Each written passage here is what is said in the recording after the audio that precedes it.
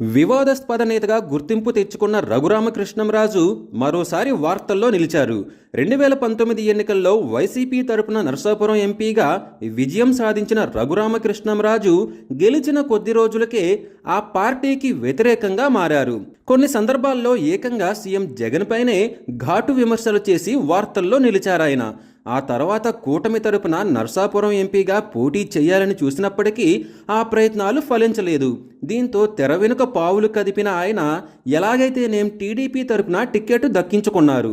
Sitting ఎమ్మెల్యేను కాదని MLA ticket దక్కించుకున్న రఘురామ బంపర్ మెజారిటీతో విజయం సాధించారు.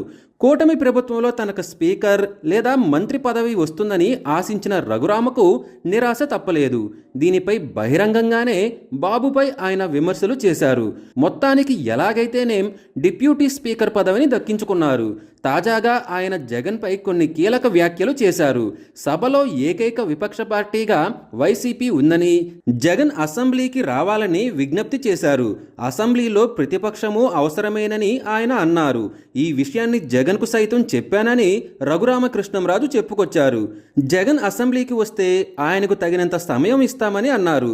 తనకు తగిన సమయం ఇవ్వరేమో అన్నది జగన్ ఆలోచిస్తున్నారని, ఆయన సభకు వస్తే ఆయన అడిగినంత సమయం ఇస్తామని రఘురామకృష్ణంరాజు తెలిపారు.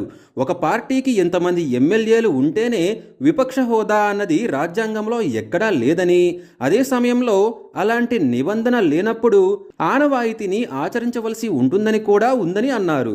ప్రశ్నోత్తరాల నుంచి కూడా జగన్కి తగినంత సమయం మాట్లాడేందుకు ఉంటుందని అన్నారు. జగన్ అసెంబ్లీకి వస్తేనే బాగుంటుందని ఆయన తెలిపారు. మొత్తానికి సభలో విపక్ష పార్టీ వైసీపీనే అని రఘురామకృష్ణంరాజు తేల్చేశారు. మరి దీనిపై వైసీపీ ఎలా రియాక్ట్ అవుతుందో చూడాలి.